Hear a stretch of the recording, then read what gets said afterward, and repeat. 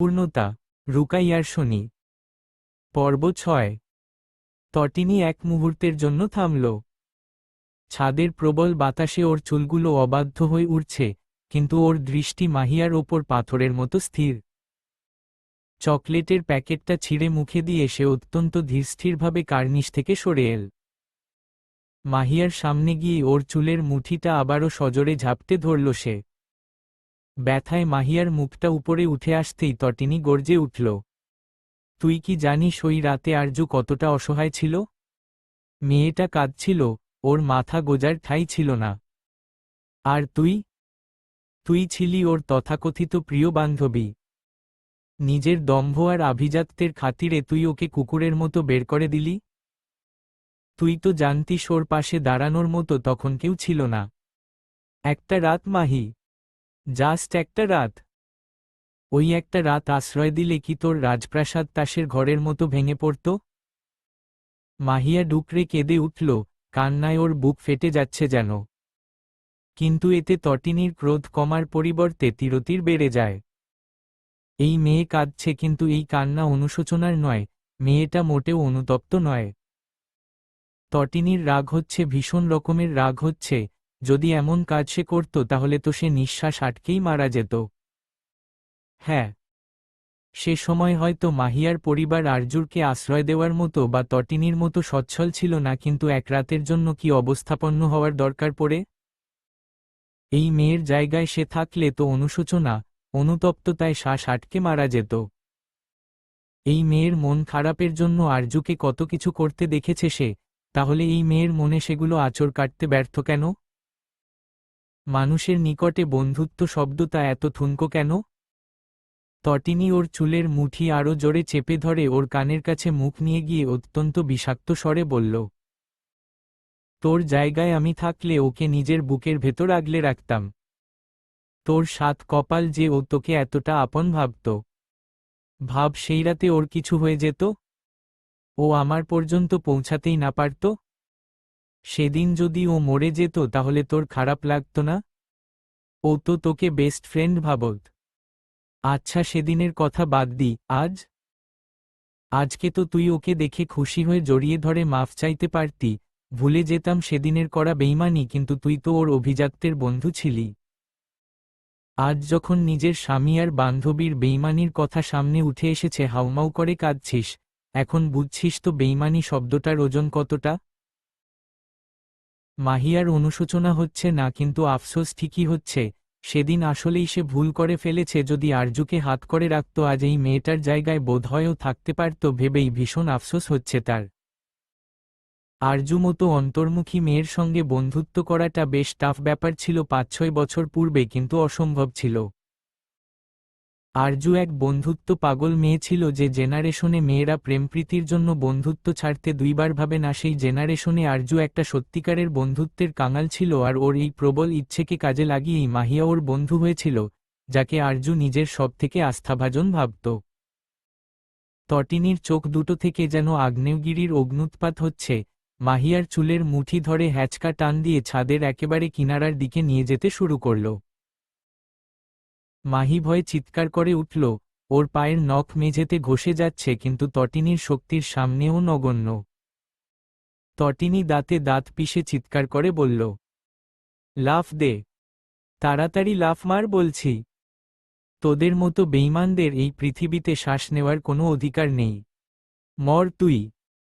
মাহিয়া ছাদের রেলিং খামচে ধরে বাঁচার শেষ চেষ্টা করতে করতে আর্তনাদ করল, না ম্যাম, প্লিজ না। আমি মরতে চাই না। আমাকে ছেড়ে দিন, আমি আপনার পায়ে ধরছি। তটিনী যেন তখন হিতাহিত জ্ঞান হারিয়ে ফেলেছে। সে মাহিয়ার একটা হাত ধরে জোর করে কার্নিশের বাইরের দিকে ঠেলে দেওয়ার জন্য টেনে নিয়ে যেতে যেতে বলল, ইউ নো হোয়াট, যদি দুনিয়ায় বেইমানি ক্রাইম হতো আমি তোকে সর্বোচ্চ কারাদণ্ডে দণ্ডিত করতাম, কিন্তু আফসোস এমন কিছুই নেই কোনো দেশের আইনে। তটিনী মাহিয়ার একটা হাত কার্নিশের বাইরে ঝুলিয়ে দিয়েছে। মাহিয়ার গগনবিদারী চিৎকারে ছাদের আকাশ বাতাস প্রকম্পিত হচ্ছে। তটিনী দাঁতে দাঁত পিষে যখন ওকে শেষ ধাক্কাটা দিতে যাবে, ঠিক তখনই পেছনে থেকে এক অত্যন্ত পরিচিত আর শান্ত কণ্ঠস্বর ভেসে এল, বউ। কি করছো? তটিনী এক মুহূর্তের জন্য স্থির হয়ে গেল। ওর হাতের মুঠোটা শিথিল না হলেও ঘাড় ঘুরিয়ে পেছনে তাকাল। দেখল কাই পকেটে হাত দিয়ে হেলতে দুলতে ছাদের দরজার কাছে দাঁড়িয়ে আছে। ওর মুখে সেই চিরচেনা আধো হাসি, যেন ও কোনো সিরিয়াস ক্রাইম সিন নয় বরং পার্কে কাউকে আড্ডা দিতে দেখছে। কাইকে দেখামাত্রই তটিনীর রাগ যেন সপ্তম আসমান ছুঁল। মনে মনে গর্জে উঠল, এই লোকটা কি সবসময় আমার কাজের মাঝখানে টপকানোর শপথ নিয়েছে? তটিনী মাহিয়ার চুলের মুঠিটা আরো জোরে ঝাঁকুনি দিয়ে কাইয়ের দিকে তাকিয়ে চেঁচিয়ে বলল, কাই, একদম সামনে আসবি না বলে দিচ্ছি। কেন আসিস তুই সবসময় আমার কাজের সময়? দেখছিস না আমি এখানে একটা আবর্জনা পরিষ্কার করছি? কাই এক পা করে এগিয়ে আসতে আসতে খুব নির্বিকার ভঙ্গিতে বলল, দেখছি তো জান, কিন্তু আবর্জনা তো নিচে ফেললে রাস্তা নোংরা হবে। মিউনিসিপ্যালিটির লোকজন আবার তোমায় ফাইন করবে না তো? তার চেয়ে চলো নিচে যাই, আমার বড্ড খিদে পেয়েছে। তটিনী এবার মাহিকে এক ঝটকায় কার্নিশের ভেতরের দিকে টেনে ফেলে দিল। মাহি মেঝেতে পড়ে হাঁপাতে হাঁপাতে জ্ঞান হারানোর উপক্রম। তটিনী কাইয়ের সামনে গিয়ে ওর কলার চেপে ধরল। তোর খিদে পেয়েছে তাই আমি একে ছেড়ে দেব? তোর খিদের নিকুচি করি হারামি, তোরে তো আমি খাইয়া ফালাব। লজ্জায় লালনীল হয়ে, লজ্জাবতী গাছের ন্যায় নুয়ে পড়ার ভাব নিয়ে বলল কাই।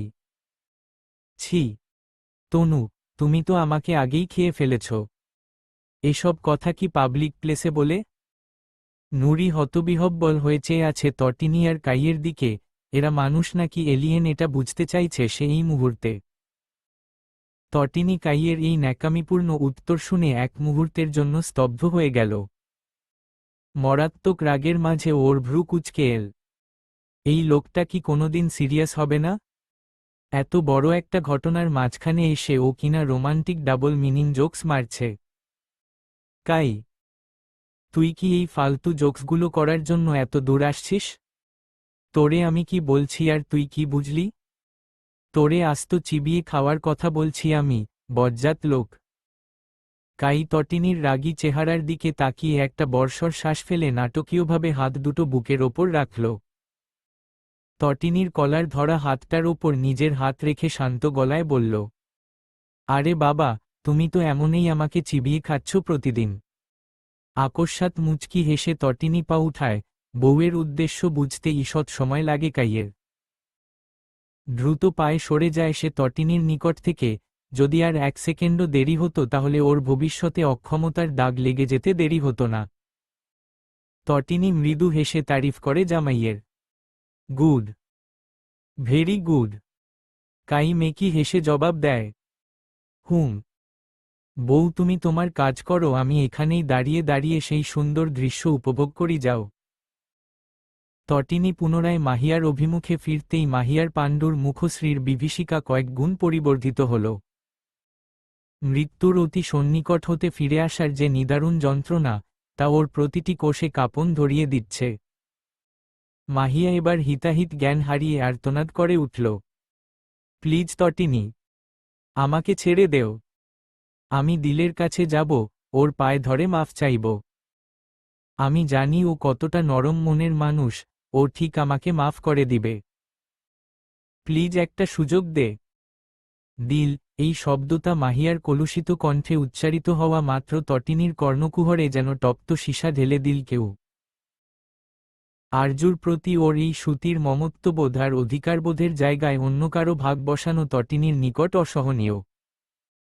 ঈর্ষার এক কালবৈশাখী ঝড় উঠল যেন তটিনীর হৃদয়ে। ও আরজুর অস্তিত্বের ওপর মাহিয়ার এই মলিন ছায়া বিন্দুমাত্র বরদাস্ত করতে রাজি নয়। তটিনী মাহিয়ার কলার ধরে কার্নিশের একদম প্রান্তে নিয়ে গিয়ে অত্যন্ত কর্কশ ও ঘৃণামিশ্রিত কণ্ঠে বলল, দিল, তোর ওই অপবিত্র জিহ্বা দিয়ে তুই ওকে দিল ডাকার স্পর্ধা কোত্থেকে পাস? ওর নাম নেওয়ার যোগ্যতাটুকুও তুই হারিয়েছিস বেঈমান। বলেই তটিনী কোনো পূর্বাভাস ছাড়াই মাহিয়াকে এক প্রচণ্ড ধাক্কায় কার্নিশ হতে শূন্যে নিক্ষেপ করল। মাহিয়ার গগনবিদারী চিৎকার সান্ধ্য আকাশের নিস্তব্ধতা বিদীর্ণ করে নিচে মিলিয়ে যেতে লাগল। পতনের সেই অন্তিম মুহূর্তে মাহিয়ার মনে হল ওর জীবনপ্রদীপ বুঝি চিরতরে নির্বাপিত হতে চলেছে। কিন্তু আশ্চর্যজনকভাবে কয়েক সেকেন্ডের মধ্যেই ওর পতন রুদ্ধ হল। কোনো কঠিন প্রস্তরখণ্ড নয়, বরং ও অনুভব করল অতিশয় কোমল ও স্ফীত কিছুর সঙ্গে ধাক্কা খেয়েছে।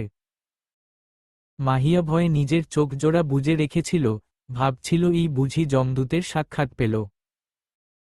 কিন্তু কোনো অসহ্য যন্ত্রণা অনুভূত না হওয়ায় ও অতি সন্তর্পণে নয়ন মেলে তাকায়, দৃষ্টিতে নিচে নিক্ষেপ করতেই অবাক হয় সে। নিচে রাখা একটি বিশালকার বায়ুপূর্ণ নিরাপত্তা ব্যাগের ওপর অক্ষত অবস্থায় পড়ে আছে। তটিনী আগে থেকেই নিচতলায় এই সুনিপুণ ব্যবস্থাপন করে রেখেছিল। তটিনী উপর থেকে মাহিয়ার এই বিধ্বস্ত, হাস্যকর অবস্থা দেখে ঠোঁটের কোণে বক্র হাসি ফুটিয়ে তুলল।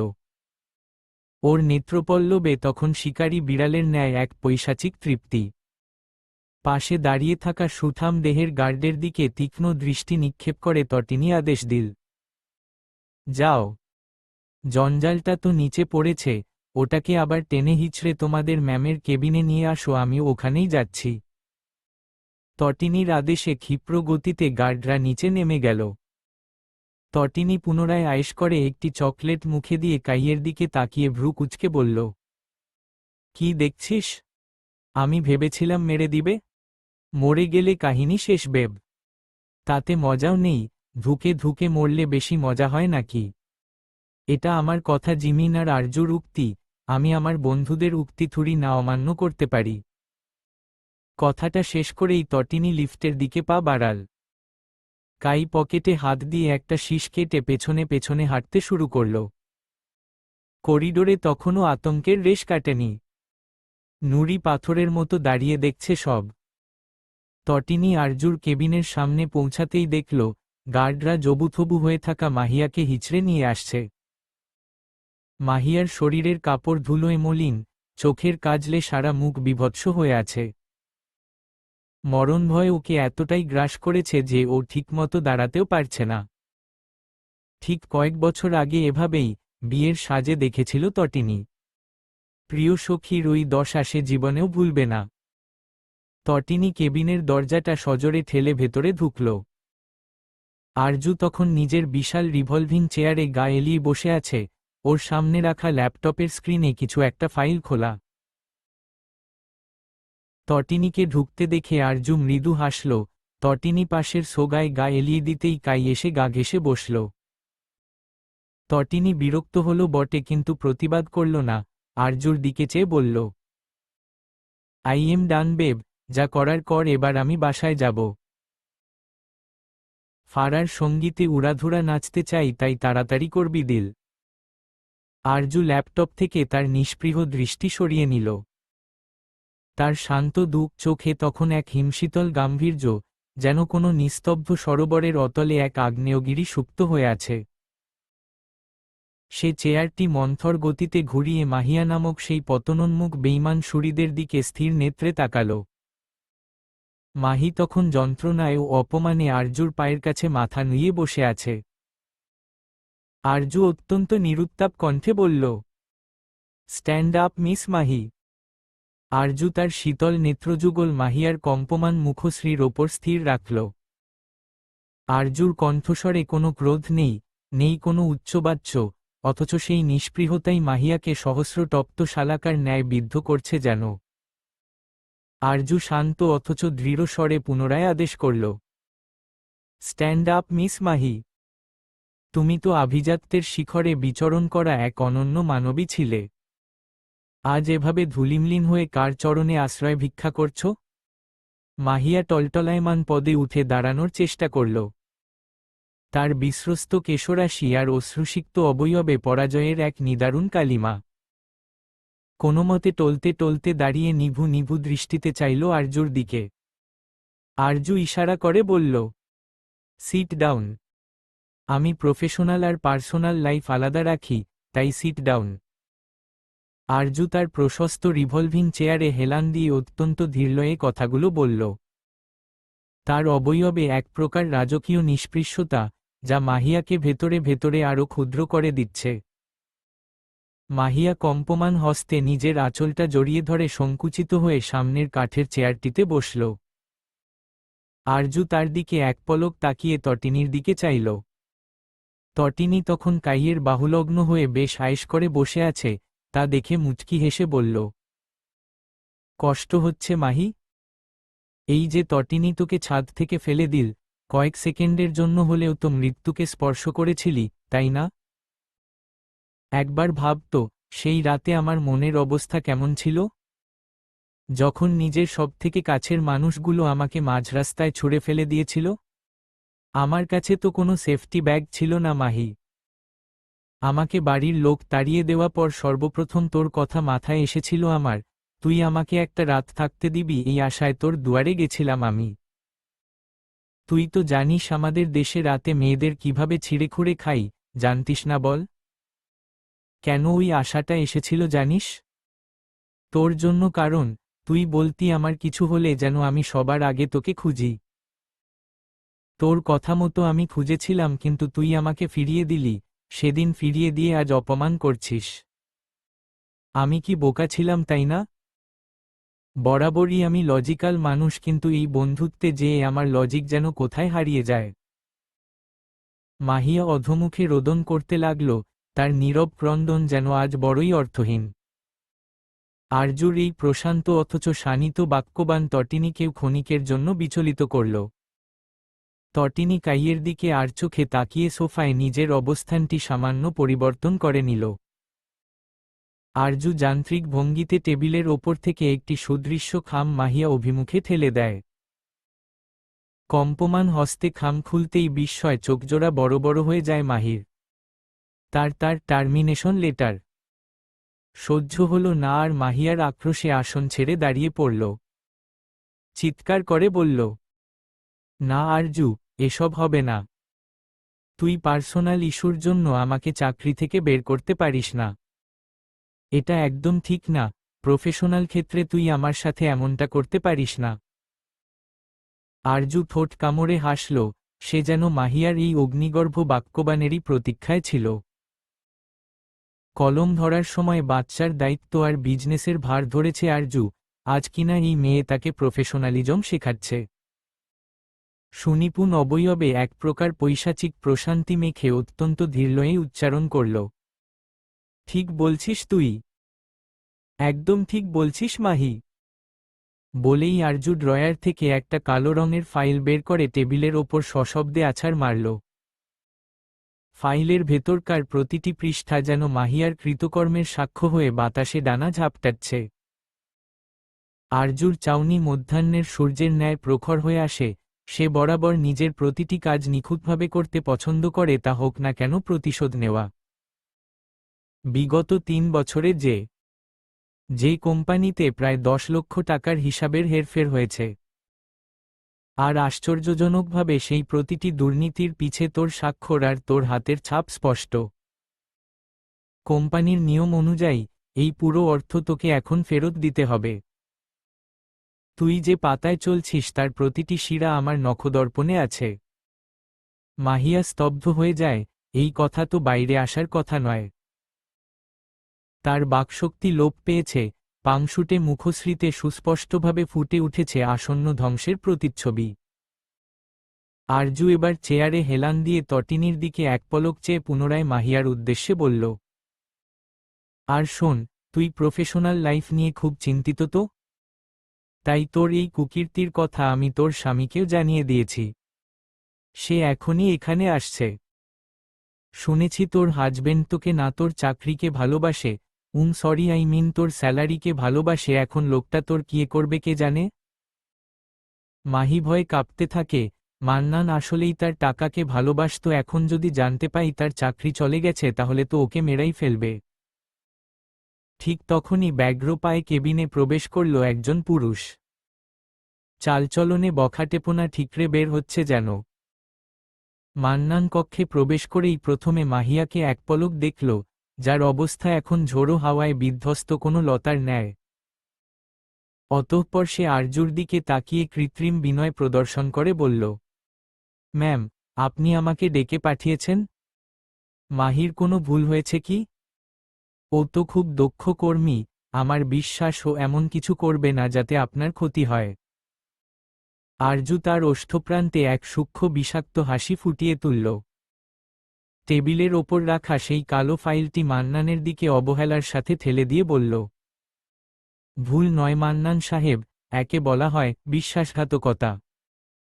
আপনার স্ত্রী গত ৩ বছরে আমার প্রতিষ্ঠানের ১০ লাখ টাকা নিজের ব্যক্তিগত তসরুপে ব্যয় করেছেন।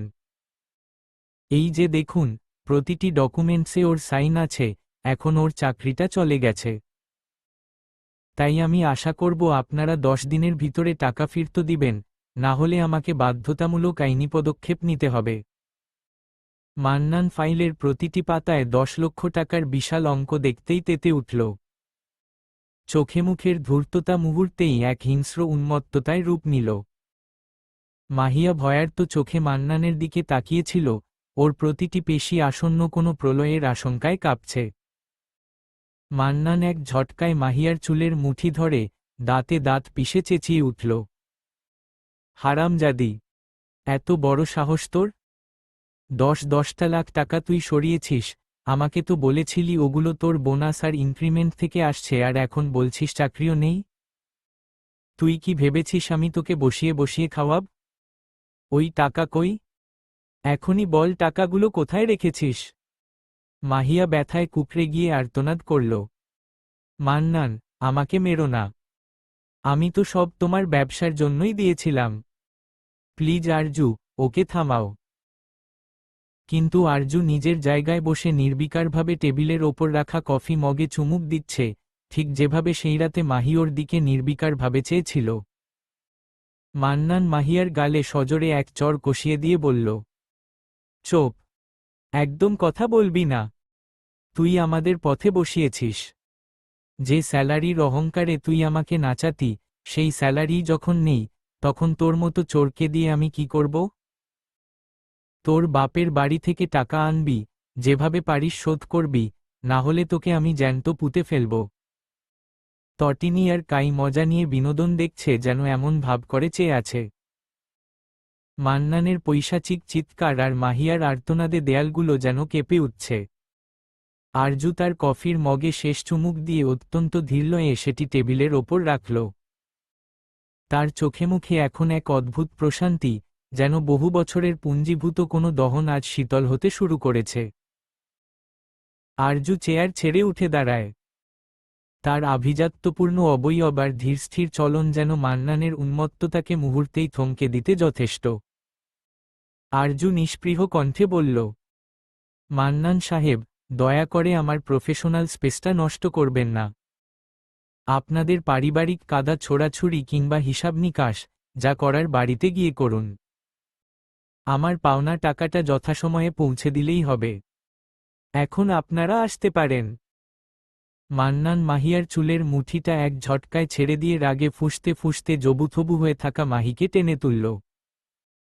মাহিয়ার গাল চোরের আঘাতে লাল হয়ে ফুলে উঠেছে, কাজল লেপটে গিয়ে মুখশ্রী এক বীভৎস রূপ নিয়েছে। মান্নান কর্কশ স্বরে বলল, চল এখান থেকে। বাড়িতে গিয়ে তোর হারমাস আলাদা করছি আমি। ১০ লাখ টাকা যদি শোধ না করতে পারিস, তোকে আমি রাস্তায় দাঁড় করিয়ে দেব। মান্নান মাহিকে প্রায় হিচড়ে কেবিন থেকে বের করে নিয়ে যায়। তটিনী আড়মোড়া ভেঙে আরজুর হাত টেনে ধরল। তার কণ্ঠে এখন আগের সেই চপলতা ফিরে এসেছে। I am so done with this আবর্জনা, দিল। আর এক মুহূর্ত এখানে নয়। ফারার মেহেদি আর সঙ্গীতের অনুষ্ঠান। উড়াধুরা নাচতে হবে না? চল, বাড়িতে গিয়ে ফ্রেশ হতে হব। অনেক দিন পর বাঙালি বিয়ে দেখব। আই এম সো এক্সাইটেড ইয়ার। আরজু তটিনীর উচ্ছ্বাস দেখে ম্লান হাসল। সে তার ল্যাপটপটি বন্ধ করে ব্যাগে গুছিয়ে নিতে নিতে বলল, চল। সত্যিই আজ অনেক ধকল গেছে। কাই কোথায়? ও তো দেখি তোর আগেই লিফটের সামনে পৌঁছে গেছে। কাই করিডোরে দাঁড়িয়ে হাতঘড়ির দিকে তাকিয়ে তটিনীর উদ্দেশ্যে দীর্ঘশ্বাস ফেলে বলল, জান, তোমাদের এই রিভেঞ্জ ড্রামা দেখতে দেখতে আমার পেটের নাড়িভুড়ি শুকিয়ে যাচ্ছে। তাড়াতাড়ি আসো, না খেলে সঙ্গীতের আসরে আমি কিন্তু গিটার ধরার শক্তি পাব না। তটিনী খিলখিল করে হেসে উঠল। সে আরজুর কাঁধে হাত রেখে লিফটের দিকে পা বাড়াল। ড্যাশ! যে হাউজে পৌঁছাতেই হৃদ একছুটে এসে আরজুর কোমর জড়িয়ে ধরল। ছোট্ট দুটি হাতের নিষ্পাপ আলিঙ্গন যে আরজুর সমস্ত দিনের ক্লান্তি এক নিমেষে শুষে নিল। আরজু ছেলের কপালে আলতো করে চুমু খেয়ে ওকে কোলে তুলে নিল। ঠিক তখনই সিঁড়ি দিয়ে নামতে নামতে তাজিন কৃত্রিম গাম্ভীর্য নিয়ে বাঁকা চোখে তাকায় আরজুর দিকে। বাপ ছেলে দুজনের পরনে কালো পাঞ্জাবি। মনে হচ্ছে কোনো রূপকথার রাজপুত্র। তাজিন নামতেই হৃদ মায়ের কোলে থেকে হাত বাড়িয়ে বাবার গলা জড়িয়ে ধরল। এত দেরি বিবিজান আপনার? সঙ্গীত শুরু হতে আর মাত্র কিছুক্ষণ বাকি, অথচ আপনি এখনও অফিসের সেই খটখটে ফরমাল ড্রেসে। ফারাহ তো ওদিকে আয়নার সামনে বসে আমাদের সবার গুষ্টি উদ্ধার করছে আপনার দেরির জন্য। আপনি ওর রুমে গেছিলেন? হ্যাঁ। শান্ত হয়েছে? বাইরে বাইরে দেখাচ্ছে, ভিতরে না বোধ হয়। আরজু তাজিনের চোখের গভীরতার দিকে তাকিয়ে একবার দীর্ঘশ্বাস ফেলল। সমস্ত না পাওয়া আর বঞ্চনার পর এই মানুষটার সান্নিধ্যই যেন ওর জীবনের শ্রেষ্ঠ প্রাপ্তি। সে নিজের ক্লান্তি ঝেড়ে ফেলে তাজিনকে উদ্দেশ্য করে বলল, আপনারা 10টা মিনিট অপেক্ষা করুন, আমি জাস্ট ফ্রেশ হয়ে আসছি। তাজিন মুচকি হেসে সম্মতি জানতেই আরজু উপরে চলে যায়। ছেলেরা সবাই কালো পড়েছে, কিন্তু মেয়েদের কোনো খবর নেই, সবাই এখনো সাজতেন ব্যস্ত। রেহেনা বেগম দূর থেকে মেয়ের সুখ অবলোকন করছিলেন, হঠাৎ কাঁধে কারো স্পর্শ পেতেই কেঁপে উঠলেন। ঘাড় ঘুরিয়ে স্বামীকে দেখে নিজেকে সামলাতে পারলেন না, ডুকরে কেঁদে উঠলেন। মেয়েকে বুকে জড়িয়ে ধরা প্রবল ইচ্ছে মাতৃহৃদয়কে বারবার দুমড়ে মুচড়ে দিচ্ছে। নেজির ঘর থেকে বেরিয়ে আসতেই দেখল হৃদ আর তাজিনের খুনসুটি মাখা দৃশ্য। থমকে দাঁড়িয়ে রইল সেখানেই। সবাই মিলে মেয়েদের জন্য দাঁড়িয়েছিল, তখনই আরজুর আগমন ঘটে। মেয়েটার পরনে ডার্ক রেড কালারের শাড়ি, প্রতিটি মানুষ স্তব্ধ হয়ে যায় যেন। দুই জোড়া চোখের তৃষ্ণা বাড়িয়ে দিল এই অতুলনীয় রূপে। গাঢ় রক্তিম বর্ণের শাড়িটি মেয়েটার দুধেয়ালতা গায়ের রঙের সঙ্গে মিশে এক অপার্থিব সৌন্দর্যের সৃষ্টি করেছে। অবাধ্য কুঞ্চিত কেশরাশি পিঠের ওপর ছড়িয়ে আছে, যেন নিখুঁত এক চিত্রকর্মের পূর্ণতা দান করেছে। অস্ফুটে চীনা পুরুষের মুখে থেকে নির্গত হয় দুটি শব্দ, ওইল্ড রোজ। তাজিন স্থির নেত্রে তাকিয়ে রইল। ওর চোখের সেই তৃষ্ণার্ত চাউনি যেন নিঃশব্দে আরজুর প্রতিটি অঙ্গ ছুঁয়ে যাচ্ছিল। হৃদ বাবার কানে ফিসফিসিয়ে বলল, মাম্মা লুকিং ব্রেথটেকিং, লাইক বোম। ছেলের কথা ভ্রু কুঞ্চন করে চীনা পুরুষ, পরপরই গম্ভীর কণ্ঠে বলল, এটা কে শিখিয়েছে? কাই পাপা। ওকে পেটাবো আমি। নেজির দরজার এক কোণে ছায়ার মতো দাঁড়িয়ে এই দৃশ্য দেখছিল। ওর বুকের ভেতরটা বিষাক্ত কোনো দহনে জ্বলে যাচ্ছে। এই সেই আরজু, যাকে ও একদিন কলঙ্কিনী অপবাদ দিয়ে মাঝপথে ছুঁড়ে ফেলে দিয়েছিল। আজ সেই মেয়েটি সূর্যের প্রখর দীপ্তির ন্যায় ওর নাগালের বাইরে। অনুশোচনা নয়, বরং এক প্রবল ঈর্ষা ওকে কুড়ে কুড়ে খাচ্ছে। কেন আজ আরজুর পাশেও নয়, বরং তাজিনের মতো এক রাজপুত্র সদৃশ পুরুষ দাঁড়িয়ে আছে? রেহেনা বেগম আড়াল থেকে স্বামী জুনায়েদ সাহেবের বাহু আঁকড়ে ধরে ফুঁপিয়ে উঠলেন। স্বামীর গম্ভীর শান্ত কণ্ঠস্বর কানে এল, কাঁদছ কেন রেহেনা? আজ তো কান্নার দিন নয়। আজ আমাদের মেয়েটা সত্যিই পূর্ণতা পেয়েছে। ওর চোখের ওই প্রশান্তিটা দেখো, দীর্ঘ 5 বছর পর আজ আরজুকে সত্যিই জীবিত মনে হচ্ছে। পরপরই নেমে আসে তটিনী, মিরিন এবং ইরিনা। তাদের পরনেও একই রঙের শাড়ি। জিমিন এতক্ষণ ফোনে ডুবে থাকলেও আকস্মাৎ সামনে তাকাতেই গ্রীবা ঝুলে যায়। দৃষ্টি আটকে যায় মিরিনের পাশে দাঁড়ানো, চোখমুখ কুঁচকে রেখে বিরক্তির সঙ্গে শাড়ি সামলানো রমণীর উপর। পাশে থেকে কাই ফিসফিসিয়ে বলে, প্রেমে পড়লি নাকি আমার বান্ধবীর? না, আফসোসে পড়েছি। জিমিন মন্ত্রমুগ্ধের ন্যায় চেয়ে থাকে ইরিনার দিকে, যেন কোনো অমূল্য রত্ন তাকে সম্মোহন করছে। কাই তার কথার আগামাথা কিছুই বুঝতে পারে না, তৎক্ষণাৎ অবাক হয়ে জিজ্ঞেস করল, মানে, এতদিন প্রেমে পড়লাম না কেন? সেই আফসোসে পড়েছি আমি। নিশুতি রাতের নিস্তব্ধতা ভেঙে বাগানের প্রতিটি কোণে এখন উৎসবের এক নব্য উন্মাদনা। হলুদের সেই স্নিগ্ধ আভা মুছে ফেলে পুনরায় নিপুণ হস্তে বাগানের উদ্যানটিকে সাজিয়ে তুলেছে নবপর্যায়ে। রজনীগন্ধার সুতির সুবাসে মম করছে চারপাশ, আর চারদিকে ঝোলানো মরিচ বাতির আলোকছটা যেন অমাবস্যার আকাশে নক্ষত্রের মেলা বসিয়েছে।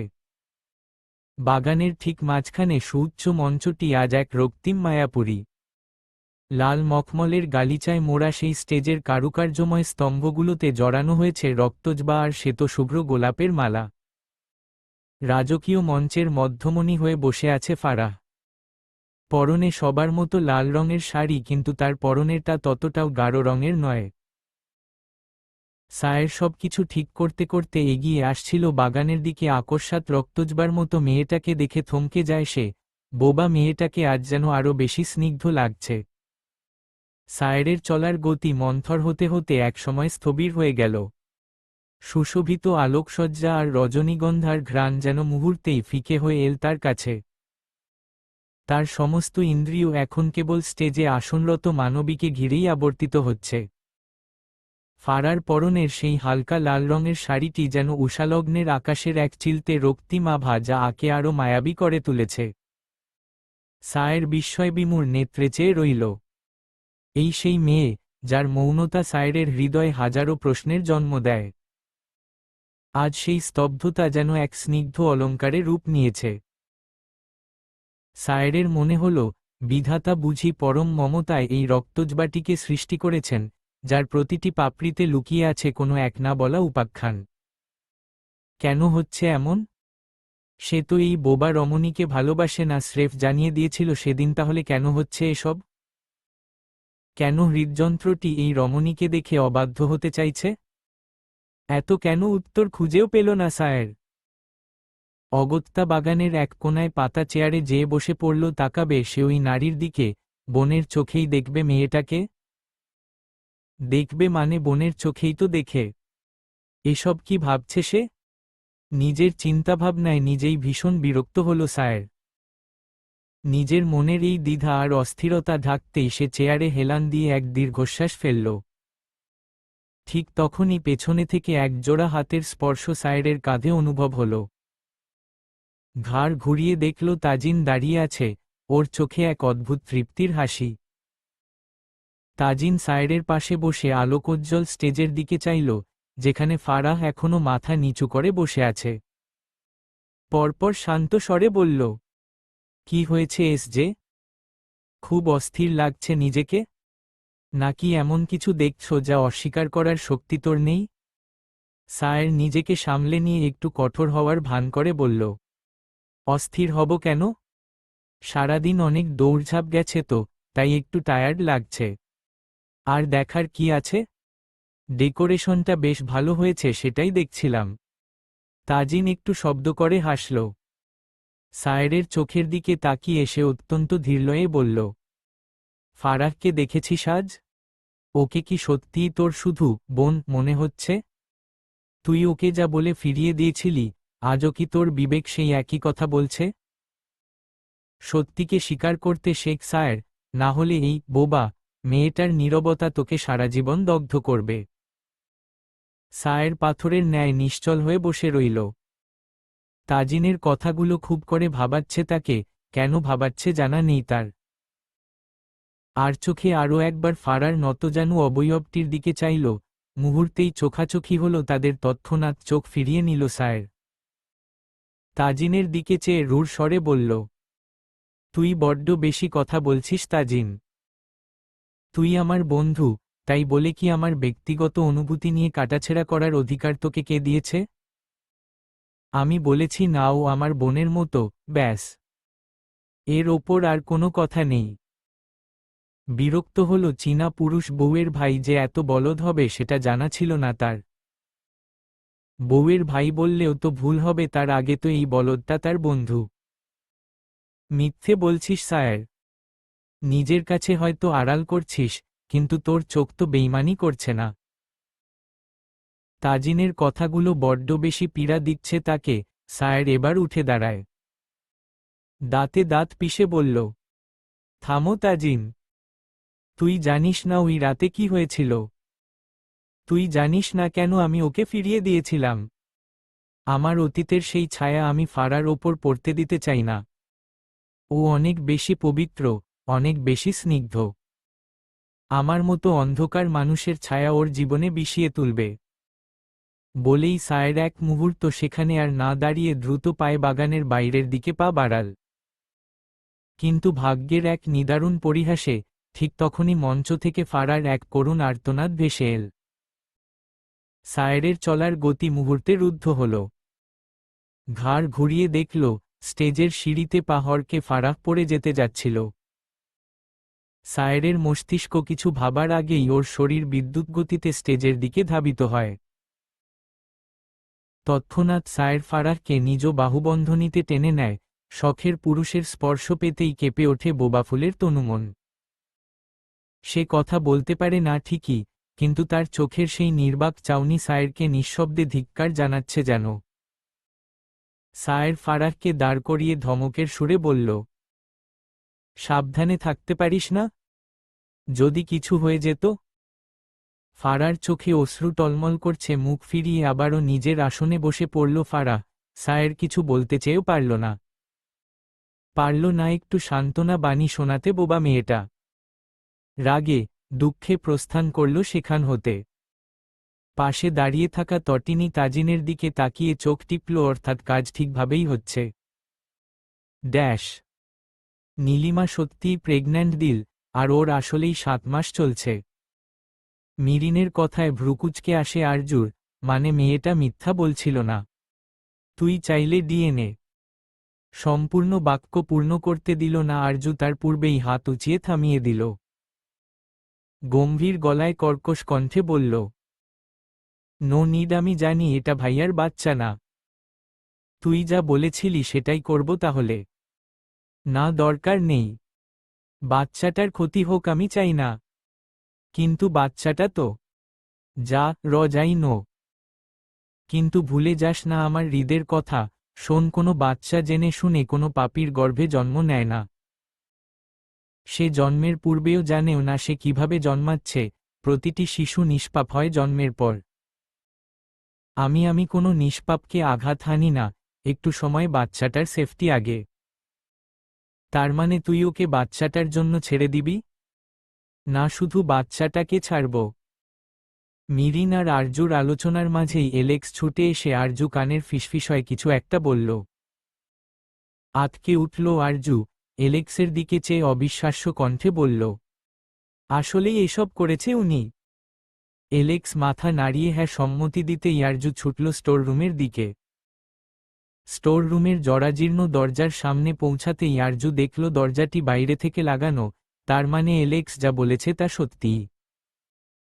এই জন্য মানুষটাকে এখানে আনতে চাচ্ছিল না আরজু। লোকটার মেজাজ গরম হতে সময় লাগে না। একদম ধৈর্যহীন মানুষ আরজুর চীনা পুরুষ। দীর্ঘশ্বাস ফেলে দরজা খুলতেই দেখল মেঝেতে জুবুথুবু হয়ে পড়ে আছেন মরিয়ম জাওয়াদ। মহিলা শুধরাবে না। আরজু নিজেই এর একটা ব্যবস্থা করত, কিন্তু সে চাইছে না ফারার বিয়েতে কোনো রকম সিন ক্রিয়েট হোক, তাই তো চুপচাপ আছে। আরজু তীক্ষ্ণ গলা স্বর ছুড়ে নির্দেশ করে পাশে একটা লেডি গার্ডকে, এনাকে নিয়ে যাও আর সেন্স ফেরানোর ব্যবস্থা করো। Okay ma'am. বলেই মেয়েটা মরিয়ম জাওয়াদের অচেতন দেহটা টেনে হিচড়ে নিয়ে তার কক্ষের অগ্রসর হয়। ততক্ষণে গার্ডেনে থাকা মিউজিক বক্সে সুর উঠেছে। গার্ডেনে থেকে তটিনীর কর্কশ কণ্ঠের পরিবর্তে মিহি কণ্ঠ ভেসে আসছে। সবাই সত্যিই ভীষণ খুশি আর এক্সাইটেড বিয়েটা নিয়ে। মেয়েটা বোধহয় মাইক হাতে কিছু একটা বলছে, কিন্তু এখান থেকে তেমন একটা বোঝা যাচ্ছে না কি বলছে। আরজু ত্রস্ত পায়ে অগ্রসর হল গার্ডেনের উদ্দেশ্যে। একটা দিয়ে চলছে না তোমার, তাই না? তাই তো এমন সং সেজে দুটো ছেলেকে নিজের পিছনে ঘোরাচ্ছ। আকস্মাৎ ভেসে আসা অতিপরিচিত তীক্ষ্ণ মেয়েলি কণ্ঠে ঘাড় ঘোরালো আরজু। তার সম্মুখে আরিবা দাঁড়িয়ে আছে, পরনে স্লিভলেস গাঢ় বেগুনি রঙের কামিজ। কাঁধের ওপর ছড়িয়ে অবিন্যস্ত চুল আর রক্তিম ওষ্ঠাধরে ঝুলে থামা বক্র হাসি সুস্পষ্টভাবে প্রকাশ করছে মেয়েটার উদ্দেশ্য। সবার থেকে আলাদা এবং আকর্ষণীয় হিসেবে নিজেকে প্রদর্শন করার জন্য মেয়েটাকে বেশ কসরত করতে হয়েছে, তা তার মেকআপে লেপ্টে থাকা চেহারা দেখে যে কেউ নির্দ্বিধায় বলে দিতে পারবে। আরিবারতিখ বাক্যবাণে আরজু মুহূর্তের জন্য থমকে গেলেও পরক্ষণেই নিজেকে সামলে নিল। এইসব তুচ্ছ প্রাণীর বিদ্রূপে হয়তো কয়েক বছর পূর্বের দিল নামক কোমল হৃদয়ের অষ্টাদশী তরুণী থমকাত, কিন্তু কারহান তাজিনের বিবিজান থমকাই না। আরিবার চোখের দিকে তাকিয়ে অত্যন্ত কর্কশ কণ্ঠে প্রত্যুত্তর করল, তুমি সত্যিই সাহসী আরিবা, সাথে মহৎ, কিন্তু সেটা বোকামিতে। তুমি আমার স্ট্যাটাস দেখার পরও আমাকে ঘাটানোর সাহস করছো, ইমপ্রেসিভ। আরিবা অস্ফুটে হাসল, সেই হাসিতে বিদ্রূপের চেয়ে ঈর্ষার পরিমাণই অধিক। আরজুর রক্তিম শাড়ির গরিমা আর তার শান্ত অবয়বের আভিজাত্য আরিবার অন্তরে এক বিষাক্ত দহনের সৃষ্টি করছে। কৃত্রিম রঙে রাঙানো রক্তিম ওষ্ঠাধর কুঁচকে তাচ্ছিল্যের সুরে বলল, স্ট্যাটাস? ওহ, তো তুমি এখন স্ট্যাটাস দেখাচ্ছ আরজু? সাংহাই থেকে 2টো ডিগ্রি আর একটা রাজপুত্রের মতো স্বামী নিয়ে এসে ভাবছ তোমার ওই পুরনো কলঙ্ক ধুয়ে মুছে গেছে? তোমার এই চাকচিক্য দিয়ে তুমি হয়তো সবার চোখ ধাঁধাতে পারো, কিন্তু আমার কাছে তুমি আজও সেই একই আছো, যাকে নিজের ভাইয়ের হাতের চড় খেয়ে বাড়ি থেকে বের হতে হয়েছিল। আরজু কিছু বলতে চাইল, কিন্তু তার আগেই আরিবা হাত দিয়ে থামিয়ে আবারও বলতে শুরু করল, তোমার মনে আছে, এই তো কয়েক বছর আগেই তুমি আমার সামনে আঁচল পেতে নেজিরকে ভিক্ষে চাইছিলে, আজ একটু উপরে উঠেছ বলে নিজের শিকড় ভুলে গেলে বুঝি? আরজু দীর্ঘশ্বাস ফেলল। বাগানের রজনীগন্ধার ঘ্রাণে আরিবার কুৎসিত মনের দুর্গন্ধ মিশে একাকার হয়ে যাচ্ছে যেন। তীক্ষ্ণ নেত্রযুগল আরিবার পাণ্ডুর মুখশ্রীর ওপর স্থির রেখে ধীরলয়ে বলল আরজু, আভিজাত্য পোশাকে নয় আরিবা, রক্তে থাকতে হয়, যা তোমার মধ্যে কোনোদিনই ছিল না। আমি পাল্টেছি কিনা তা দেখার জন্য তোমাকে সাংহাই যেতে হয়নি, এই বাড়িতে আমার পা রাখাই তোমার জন্য যথেষ্ট ছিল। তুমি আজও সেই অন্যের জীবনে ছিদ্র খোঁজা এক নগণ্য পতঙ্গই রয়ে গেলে।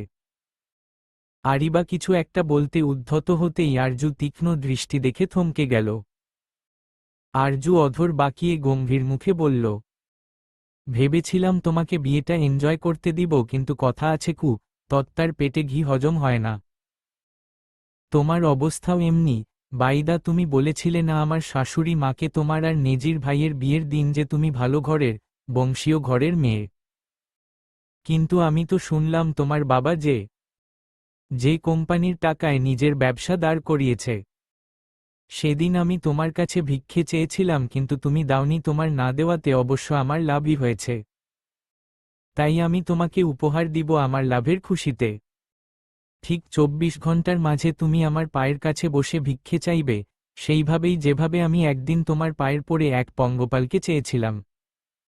একনাগাড়ে বলেই আরজু পাশ কাটিয়ে চলে যায়। অবজ্ঞার দৃষ্টিতে চেয়ে রইল আরিবা আরজুর প্রস্থানের পানে। আরজুর সতর্কবার্তা খুব একটা আমলে নিল না মেয়েটা। আরজু চলে যেতেই আরিবা নিজেকে একবার ফোনের স্ক্রিনে দেখে নিল। অতঃপর মনে মনে বিড়বিড় আওড়াল, দেখে নেব তোর স্ট্যাটাস কতদূর যায়। মেকআপে লেপ্টে থাকা মুখে এক চিলতে দম্ভ মেখে সেও বাগানের উৎসবের ভিড়ে মিশে গেল। ড্যাশ। আরজুকে নিজের দিকে এগিয়ে আসতে দেখে তাজিন ক্ষণিকের জন্য স্তব্ধ হয়ে গেল। প্রতিদিন যাকে দেখে, আজ যেন তাকেই নতুন এক রূপে আবিষ্কার করল সে। চীনা পুরুষের হৃদযন্ত্র আজ যেন বাদ মানছে না। থমকে থমকে আসছে নিঃশ্বাস। শীতল আবহাওয়ার মাঝেও চীনা পুরুষের ললাটে ক্রমাগত ঘামের বিন্দুর উকিঝুঁকি চলছে। নিজের অজান্তেই খামচে ধরল বুকের বাপাসটা। ওইল্ড রোজের এই রূপ যেন চীনা পুরুষের হৃদয় এক সুতির দোলা দিয়ে গেল। সে মুগ্ধ নেত্রে চেয়ে রইল তার জীবনসঙ্গিনীর দিকে, যেন শরতের মেঘমুক্ত আকাশে এক চিলতে চাঁদ নেমে এসেছে এই মর্তের ধুলোয়। বাবার কোলে আসনরত হৃদের ভ্রুজোড়া কুঞ্চিত হয় চিন্তায়। বাবার অস্বাভাবিক শ্বাসপ্রশ্বাস অনুভব করতেই ছেলে উতলা হয়ে উঠল। বাবার গালে হাত রেখে আদুরে কণ্ঠে, মায়াবী চোখজোড়া ছোট ছোট করে জানতে চাইল, বাড়ি কি হয়েছে তোমার? কিন্তুর বাড়ি যেন অন্য কোনো দুনিয়ায় বিচরণ করছে। ছেলের কথা চীনা পুরুষের অহর্নিশে পৌঁছাল না। চীনা পুরুষের অবাধ্য দৃষ্টি নিবন্ধ তার হৃদের মাম্মার উপরে, চোখের সঙ্গে হৃদয়টাও যেন তাল মিলিয়ে বেইমানির খেলায় নেমেছে, তার অংশ হয়ে তার সঙ্গেই বেইমানি করছে। নিয়ন্ত্রণ করার অর্থহীন চেষ্টা করেও ব্যর্থ হচ্ছে তাজিন। এই জন্যই হয়তো মানুষ বলে শাড়িতে নারী, তাই তো তার নারীকে আজ এত আকর্ষণীয় লাগছে। তাজিনের এই অপ্রস্তুত অবস্থা আরজুর নজর এড়াল না। সে দ্রুতপদে এগিয়ে এসে তাজিনের হাতটা ধরল। বুনলতাৎ স্পর্শ পেতেই চীনা পুরুষের ধ্যান ভাঙল। আরজু কপালে দুশ্চিন্তার ভাঁজ ফেলে কোমল স্বরে জিজ্ঞেস করল, কি হয়েছে আপনার? ওভাবে বুক চেপে ধরলেন কেন? শরীর কি খারাপ লাগছে? তাজিন যেন এক দীর্ঘ তন্দ্রা থেকে সজোরে ধাক্কা খেয়ে বাস্তবে ফিরে এল। আরজুর শীতল হাতের স্পর্শ তাজিনের তপ্ত হাতের ওপর পড়তেই শরীরের প্রতিটি কোষে এক অতিচেনা তবু অজানা শিহরণ বয়ে গেল। নিজের অপ্রস্তুত অবস্থা লুকানোর কোনো পথ খুঁজে না পেয়ে দীর্ঘশ্বাস ফেলল। ললাটের অবাধ্য ঘামগুলো মুছতে মুছতে সে আবারও আরজুর সেই রক্তিম মুখশ্রীর দিকে চাইল। তৎক্ষণাৎ ছেলের ছোট ছোট হাতের আদুরে স্পর্শ আর উৎকণ্ঠাভরা কণ্ঠস্বর তাজিনের কানে পৌঁছায়।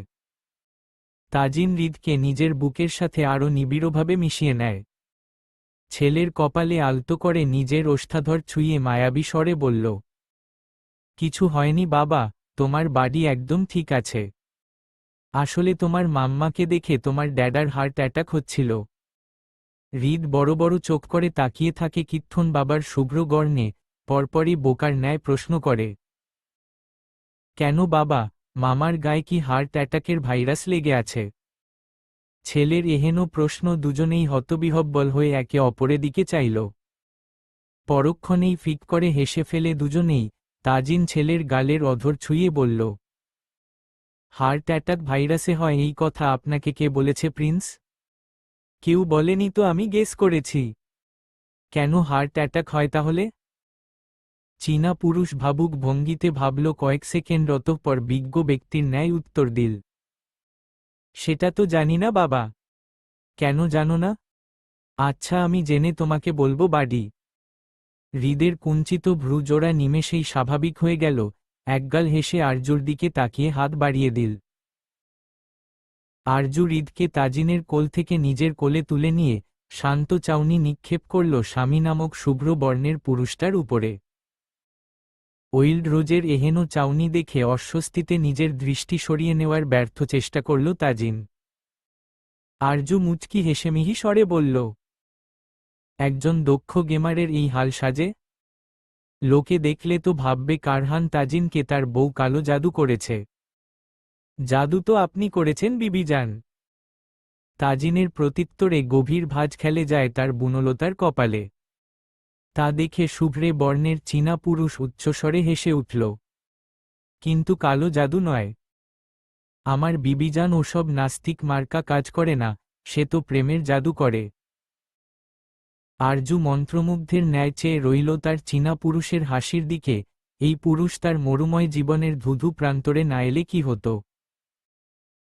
হয়তো আরজু আজও সেই অন্ধকারে শূন্যতার বিষে ধুকে ধুকে ছেলের দিকে চেয়ে বেঁচে থাকত, এক প্রাণহীন জীবন্ত লাশের ন্যায়। ড্যাশ। বাগানের মাঝখানে তৈরি করা রক্তিম মায়াপুরীরূপী স্টেজে খানায় তখন আলোকসজ্জার তীব্রতা আরও বেড়েছে।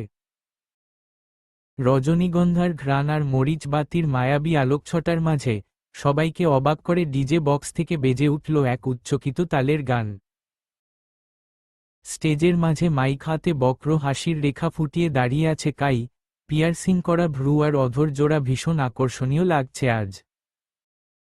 চোখ দুটোতে দুষ্টুমির তীব্রতা ঠিকরে বের হচ্ছে যেন। মিউজিকের তালে তালে পা নাড়ছে। হঠাৎ করেই বাগানের সমস্ত মরিচ বাতি আর আলোকসজ্জা একযোগে নিভে গেল। থমকে গেল উপস্থিত সবাই। রজনীগন্ধার সুতির সুবাসে মম করা বাগানটি কয়েক মুহূর্তের জন্য এক নিথর অন্ধকারপুরীতে রূপ নিল। কয়েক মুহূর্তের মধ্যেই আবারও জ্বলে উঠল সকল বাতি।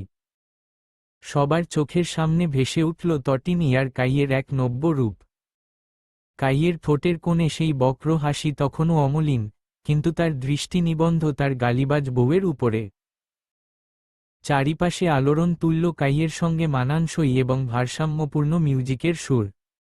মিউজিকের সুরের তালে তাল মিলিয়ে দৃষ্টি একই জায়গায় নিবন্ধ করে গেয়ে উঠল তটিনীকে উদ্দেশ্য করে। তোমার চলার ধরন উফফ, দেখলে ধুক ধুক করে বুক, দুধে আলতা তোমার রূপ, কাছে আইতে মন চাই খুব, তোমার তুলনাতে কেউ আশেপাশে নাই, তোমার চাউনিতে খালি আগুন ধরায়, আর মনের ঘড়িতে হেতি 12টা বাজায়, এল্লাই আই কই দিতাম চাই। ইউ লুক লাইক নায়িকা, নায়িকা, নায়িকা, ইউ লুক লাইক নায়িকা, নায়িকা, নায়িকা। তটিনী আর কাইয়ের শরীর তরঙ্গের সাথে তাল মিলিয়ে একযোগে নাচছে। দুজনের তালমিল একদম পারফেক্ট, কাইয়ের প্রতিটি ধাপের সঙ্গে তাল মিলিয়ে কোমর দোলাচ্ছে মেয়েটা।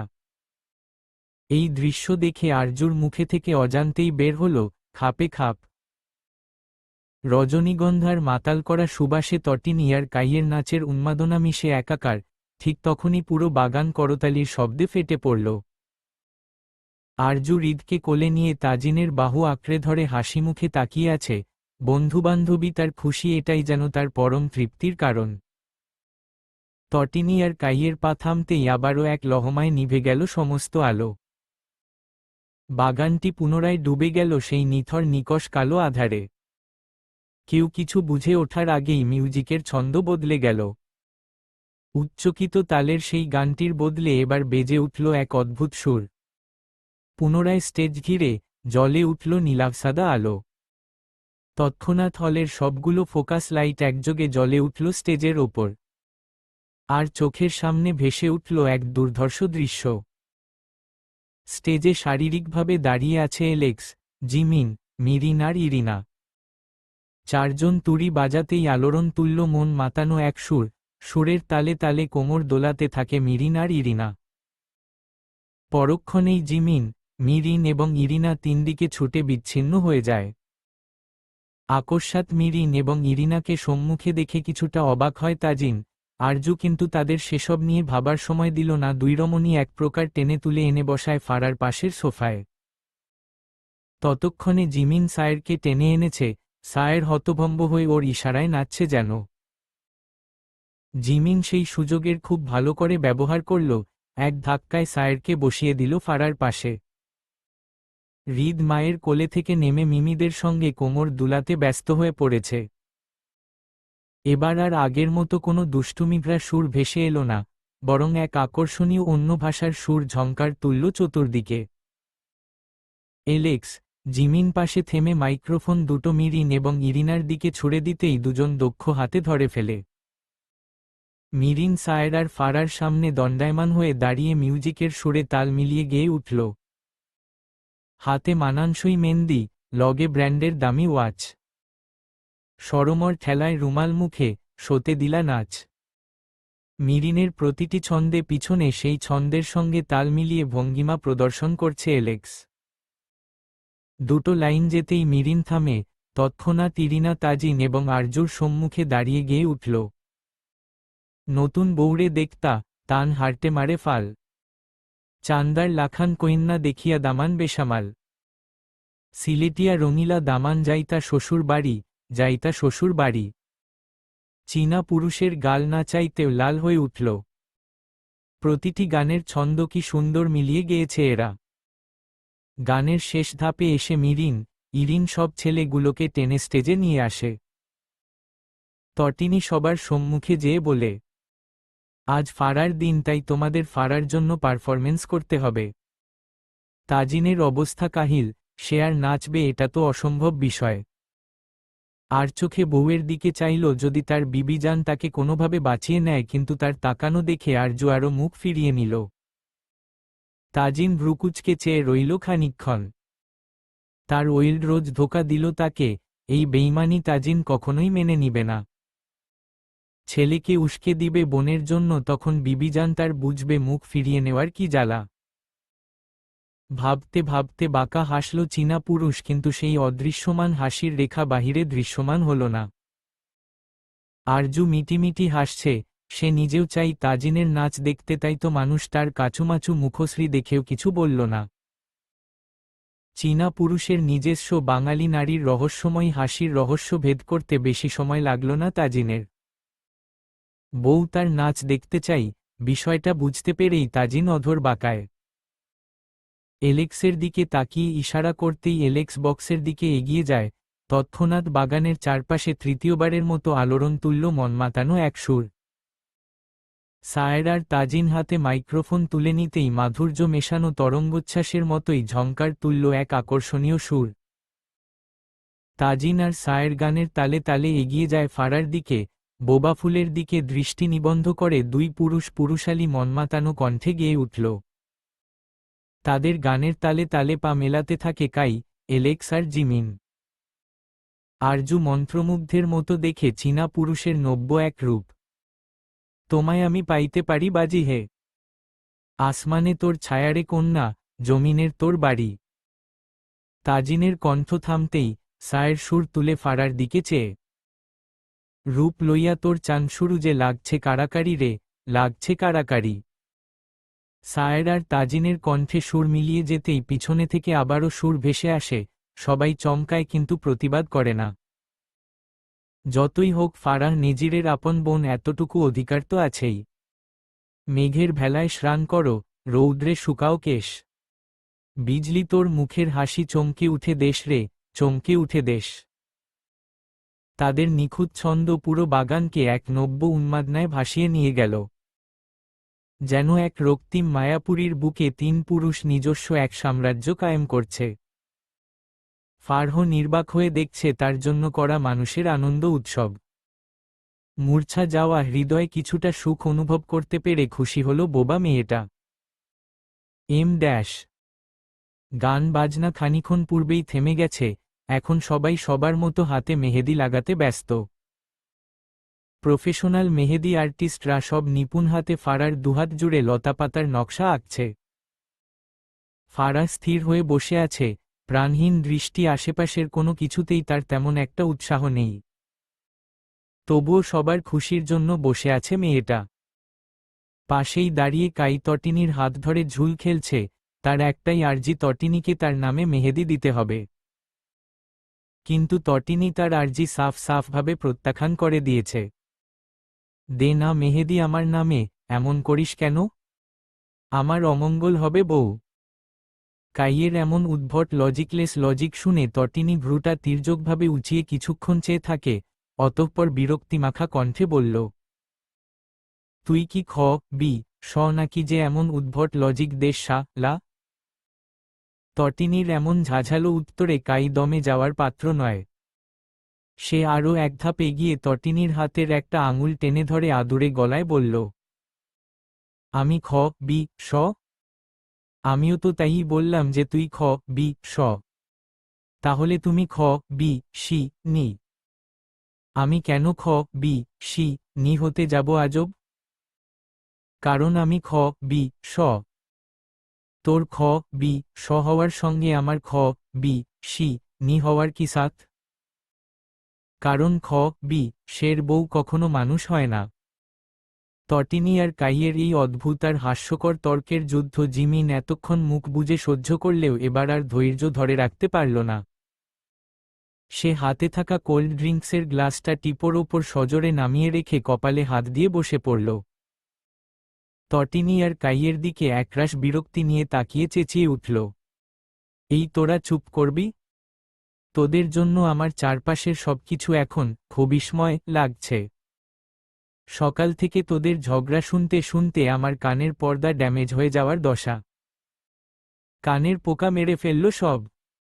পাশে থেকে বিস্ময়ঝরা কণ্ঠে মিরিন বলে উঠল, ছি! জিমি, তোর কানে পোকা আছে, আসল খ বি শত তুই। মিরিনের কথা শুনে জিমিনের চোখজোড়া কপালে উঠার উপক্রম, সে নিজেই নিজের জালে ফেসে গেছে। অবিশ্বাসের দৃষ্টিতে মিরিনের দিকে তাকিয়ে নিজের কান দুটো দুহাতে চেপে ধরল। বাগানের এই আনন্দঘন পরিবেশে জিমিনের অসহায় মুখভঙ্গি দেখে উপস্থিত সবাই অট্টহাসিতে ফেটে পড়ল। জিমিন বিড়বিড় করে বলতে লাগল, না মানে, তোদের সাথে থাকাই আমার অপরাধ। একজন বিষ আর খবি সিনির ঝগড়া থামাতে এসে এখন আমি নিজেই খবিশ হয়ে গেলাম। বাহ, এটাকে বলে উল্টো চোরকে লি দেওয়া। তটিনী সুযোগ পেয়ে সুযোগের সদ্ব্যবহার করার উদ্দেশ্য জিমিনের ক্ষতে নুন ছিটিয়ে দিল। মিরিন একদম ঠিক বলেছে জিমিন। তোর কানে তো পোকা থাকাই স্বাভাবিক। সারাদিন তো মানুষের নামে পরচর্চা করার জন্যই কানটা খাড়া করে রাখিস, ওখানে তো পোকা বাসা বাঁধবেই। জিমিন রাগে গজগজ করতে করতে ইরিনা আর এলেক্সের দিকে তাকায় সাহায্যের আশায়, কিন্তু তারা এই পাগলের প্রলাপ শুনে মিটিমিটি হাসতে ব্যস্ত। জিমিন রীতিমতো দিশেহারা। নিজের দলের মানুষগুলোকেও শত্রুপক্ষ মনে হচ্ছে, একেই হয়তো বাঙালি প্রবাদে ঘরশত্রু বিভীষণ বলে। এমন পচানো বন্ধু পেলে শত্রুদের রোস্ট করা দরকার হবে না। গার্ডেনের এক কোণে তাজিন হৃদকে কোলে নিয়ে খেলা খেলছে আর হৃদ খিলখিলিয়ে হাসছে, সেই মন মুগ্ধকর দৃশ্য নিমেষহীনভাবে পলকহীন দৃষ্টিতে অবলোকন করছে আরজু পাশে দাঁড়িয়ে। তাদের কয়েক হাত দূরেই দাঁড়িয়ে আছে নেজির, বিষণ্ণ নয়নে অবলোকন করছে ভালোবাসার মানুষ আর নিজের সন্তানের সুখময় দৃশ্য। আজ তাজিনের জায়গায় সে থাকতে পারত। ওদিকে বক্সে একের পর এক গান বাজছে, বিয়ে বাড়ি বলে কথা, আমেজ তো থাকতেই হবে। হঠাৎ বক্সে গান বেজে উঠল একটা।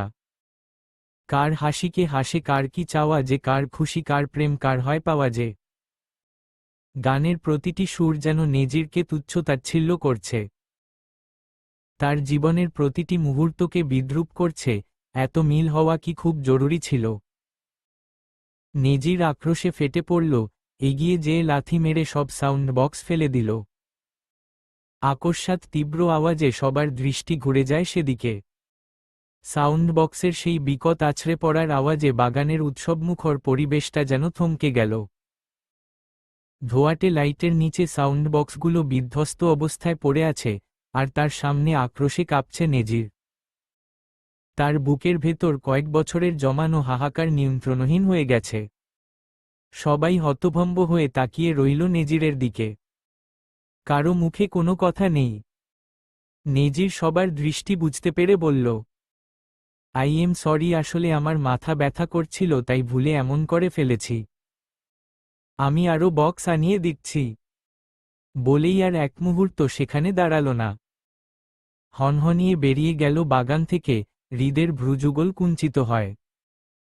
ডাগর ডাগর চোখে চেয়ে থাকে নেজিরের প্রস্থানের পানে, তার ছোট্ট হৃদয় বোঝার প্রচেষ্টায় বেকুল হয়ে উঠেছে। লোকটার ক্রোধের কারণ কি? হুট করে কেন রেগে গেল? নিজের প্রশ্নের প্রত্যুত্তর পাবার আশায় তাজিনের দিকে চেয়ে প্রশ্ন ছুড়ে দিল হৃদ। বাড়ি লোকটা রেগে গেল কেন? তাজিন হৃদকে নিজের বুকের সাথে আরও নিবিড়ভাবে জড়িয়ে ধরল। ছেলের নিষ্পাপ প্রশ্নের উত্তর দেওয়াটা এই মুহূর্তে বেশ কঠিন, যতই হোক মানুষটা তার ছেলের জন্মদাতা। সে আর চোখে একবার আরজুর দিকে তাকায়, যার চোখে তখনও নেজিরের জন্য বিরক্তির মিশ্রণ সুস্পষ্টভাবে ফুটে উঠেছে। তাজিন হৃদের নরম গালে আলতো করে টোকা দিয়ে শান্ত স্বরে বলল, আঙ্কেলের মেবি রাগ হয়েছে, সে সিঙ্গিং করতে পারছে না, কিন্তু ওই বক্সগুলো সিঙ্গিং করছে তাই। আঙ্কেলের গান গাওয়ার ইচ্ছে হলে গাইবে, এত রাগের কি? কি জানি বাবা। বাবা আমাকে একটু নামিয়ে দিবে। তাজিন মাথা নেড়ে ছেলেকে নামিয়ে দেয়। হৃদ বাবার কোলে থেকে নেমে বাগানের বাইরে চাইল। বাগান থেকে দূর অন্ধকারে বেঞ্চে বসে নেজির নিজের হাতের দিকে তাকিয়ে আছে। রাগের মাথায় সাউন্ড বক্স ভাঙতে গিয়ে তার নিজের হাতও কিছুটা কেটে গেছে। রক্ত ঝরছে, কিন্তু সেদিকে তার খেয়াল নেই। তার বাহ্যিক ক্ষত বা হৃদয়ের তীব্র দহন দেখার মতো কেউ নেই। বাবা, আমি আঙ্কেলের সঙ্গে কথা বলে আসি, দাঁড়াও। বলেই এক মুহূর্তের জন্য থামল না। ছোট ছোট পায়ে সে দৌড় দিল বাগানের সেই অন্ধকারের দিকে, যেদিকে নেজির কিছুক্ষণ আগে অদৃশ্য হয়েছে। তাজিন আর আরজু দুজনেই থমকে গেল ছেলের এমন হঠাৎ আচরণে। আরজু উদ্বিগ্ন গলায় ডাক দিল, হৃদ। কোথায় যাচ্ছ মাই বয়? দাঁড়াও, যেও না ওই আঙ্কেলের কাছে। বলেই আরজুও পিছনে ছুটে যেতে চাইল, কিন্তু আর আগেই থামিয়ে দিল তাজিন। আগ্রাসী হস্তে আরজুকে টেনে ধরতেই আরজু কর্কশ গলায় বলল, আপনি নিজেই ওকে ওদের কাছে যেতে দিতে চান না, এখন থামাচ্ছেন না কেন ছেলেকে? এখন ভয় লাগছে না ছেলে রক্তের টানে আপনার ভালোবাসা পায়ে ঠেলবে? উদ্বিগ্ন হয়ে উঠেছে আরজু, উত্তেজনায় মেয়েলি অবয়ব কেঁপে কেঁপে উঠছে তার। তাজিন তার ওয়েল্ড রোজকে বুকে টেনে নিয়ে শান্ত কণ্ঠে বলল, আমার নিজের ভালোবাসার উপর ভরসা আছে মাই হার্ট। তাজিনের সেই শান্ত এবং গভীর কণ্ঠস্বর আরজুর উত্তেজনায় যেন এক পশলা শীতল জল ঢেলে দিল। সে তাজিনের বুকের মাঝে স্থির হয়ে দাঁড়িয়ে রইল, কিন্তু তার দৃষ্টি তখনও অন্ধকারের দিকে ছুটন্ত হৃদের পানে। তাজিন আরজুর কপালে নিজের ওষ্ঠাধর ছুঁয়ে দিয়ে ফিসফিস করে বলল, রক্তের টান অস্বীকার করার ক্ষমতা আমাদের নেই আরজু, কিন্তু সংস্কার আর ভালোবাসা দিয়ে তৈরি করা বাঁধন অনেক বেশি শক্তিশালী হয়। হৃদকে ওর মতো করে ডিল করতে দাও। ওর শরীরে যারই রক্ত থাকুক না কেন, ও আমারই সন্তান থাকবে। নেজির বাগানের এক নির্জন কোণে একটা পাথরের বেঞ্চে মাথা নিচু করে বসেছিল। হাতের কাটা অংশটা থেকে রক্ত ঝরে তার সাদা পাঞ্জাবিতে লাল ছোপ তৈরি করেছে, কিন্তু তার সেদিকে কোনো ভ্রুক্ষেপ নেই। তার মস্তিষ্কে এখনও ভাসছে তাজিন আর হৃদের উজ্জ্বল মুখাবজবের সুস্পষ্ট প্রতিচ্ছবি। নেজির লাল হয়ে যাওয়া চোখে একবার বাগানের দিকে চাইল। মানুষ তার দীর্ঘশ্বাসের শব্দ যেন বাগানের নিস্তব্ধতাকেও হার মানাচ্ছে। সে বিড়বিড় করে বলতে লাগল, কেন? কেন এই গানগুলো বাজবে? কেন আমাকে মনে করিয়ে দিতে হবে যে আমি যা চেয়েছিলাম তা আমার না? আমার হাসির মালিক আজ অন্য কেউ, আমার খুশির ঠিকানা আজ পর। হঠাৎ তার পায়ের কাছে কারো ছোট্ট জুতো জোড়ার শব্দ শোনা গেল। নেজির মাথা তুলে তাকাতেই দেখল সামনে দাঁড়িয়ে আছে তারই অংশ। তার বড় বড় মায়াবী চোখে একরাশ কৌতূহল আর কিঞ্চিৎ শাসন। হৃদ কোমরে হাত দিয়ে দাঁড়িয়ে বিজ্ঞের মতো বলল, আঙ্কেল, আপনার সিঙ্গিং করতে ইচ্ছে হলে আমাকে শোনাতে পারেন, আমি মাইন্ড করব না। একটু থেমে নেজিরের পাশে বসতে বসতে বলল, আমার বাবার মতো কারো কণ্ঠ সুন্দর নয়, কিন্তু আপনিও খারাপ গান না। তাই আমি শুনতে পারি আপনার গান। নেজির স্তব্ধ হয়ে চেয়ে রইল হৃদের দিকে। এই তো সেই মুখচ্ছবি, যা সে প্রতিদিন তার কল্পনায় আঁকত। ছেলেটা তার মতো হয়নি, হুবহু মায়ের দিকে গেছে, মায়ের মিনি ভার্সন যেন। নেজিরের গলার কাছে দলা পাকিয়ে আসা দীর্ঘশ্বাসটা সে কোনোমতে গিলে নিলে। কাপা গলায় বলল, সবাই সব গান গাইতে পারে না বাবা। কারো কারো ভাগ্যে শুধু ভাঙা সুর থাকে। হৃদ নেজিরের রক্তমাখা হাতের দিকে তাকিয়ে আটকে উঠল। সে দ্রুত এগিয়ে এসে নেজিরের হাতটা নিজের ছোট ছোট নরম হাত দিয়ে ধরল। নেজির শিউরে উঠল, এই প্রথম তার নিজের রক্ত তার শরীর স্পর্শ করল। হৃদ মুখ কুঁচকে বলল, ছি আঙ্কেল, রক্ত বের হচ্ছে তো? আপনার খুব পেইন হচ্ছে তাই না? মাম্মার কাছ থেকে ব্যান্ডেজ নিয়ে আসি। নেজিরের পাথুরে হৃদয়ে যেন কেউ হাতুড়ি পেটাচ্ছে। তার সন্তান, কিন্তু সেই সন্তানকে সন্তান দাবি করার অধিকার তার নেই। সেই ব্যথায় উতলা হয়ে উঠেছে নেজির। নেজির হৃদের হাতটা ছাড়িয়ে নিল না, বরং তার সেই ছোট্ট হাতটার দিকে তাকিয়ে অস্ফুটে বলল, পেইনটা হাতে নয় রে হৃদ, পেইনটা এখানে। সে নিজের বুকের বাঁ দিকটা দেখাল। হৃদ কিছুক্ষণ ভাবল। তারপর পকেট থেকে একটা ছোট্ট রঙিন স্টিকার বের করল। বিকেলে জিমিন চকলেট কিনে দিয়েছিল, তার সাথেই মূলত পেয়েছিল এই স্টিকারটা। আলতো করে নেজিরের কাটা জায়গাটায় স্টিকারটা লাগিয়ে দিয়ে বলল, এখানে পেইন হলেও এটা লাগিয়ে রাখলে সেরে যাবে। বাডি আমাকে এভাবেই কিউর করে দেয়। আপনি আর রাগ করবেন না, কেমন? নেজিরের চোখ থেকে এক ফোঁটা জল গড়িয়ে পড়ল, কিন্তু তা দ্রুত হস্তে মুছে ফেলল যাতে হৃদ দেখতে না পায়। তবুও ছেলেটার তীক্ষ্ণ দৃষ্টি সেই দৃশ্য অবলোকন করে ফেলল। রক্ত নেজিরের হলেও ছেলের শিরা উপশিরায় তাজিনে শিক্ষা আর ভাবভঙ্গি দৌড়াচ্ছে। হৃদ নেজিরের পাশে একটু ঘেঁষে বসল। রাতের হালকা বাতাসে বাগানের রজনীগন্ধার সুবাস আর নেজিরের দামি পারফিউমের ঘ্রাণ মিশে এক অদ্ভুত পরিবেশ তৈরি করেছে।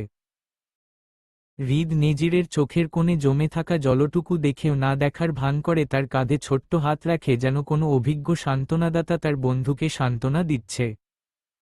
হৃদ আবারও কোমল স্বরে বলল, আঙ্কেল, আপনার গান গাইতে মন চাইলে গাইতে পারেন। কেউ শুনুক না শুনুক, আমি শুনব।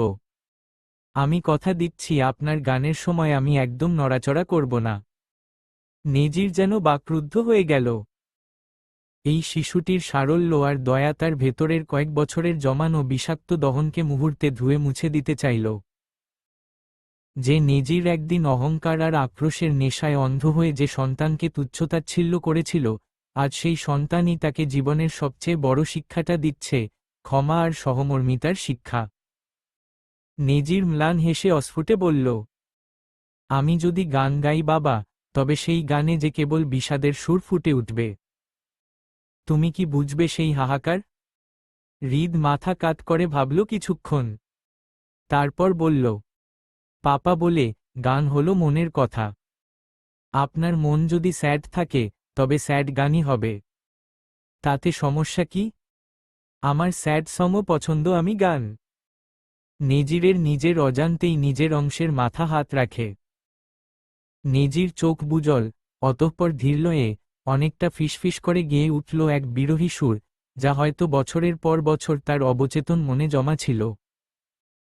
তুমি আসো না, মন তো বসে না, চাঁদ উঠে না আকাশে। মন যে উতলা, আমি একলা। আজ চলেছি বাতাসে, সুখ তো আসে না আমারই ঘরেতে তোমার ছায়া না ছুলে। আলো তো জ্বলে না আধার ঘরেতে তোমার হাসিনা না পেলে। নেজিরের কণ্ঠস্বর থামতেই হৃদ তালি দিয়ে উঠল। আমার বাবার ছাড়া কম কিন্তু সুন্দর গেয়েছেন আপনি। নেজির হঠাৎই নিয়ন্ত্রণ হারিয়ে হৃদকে নিজের বুকের সাথে জড়িয়ে ধরল। তার দুচোখ দিয়ে অবিরল ধারায় জল পড়ছে। কয়েক বছর আগের সেই অপরাধবোধ, আরজুকে হারানো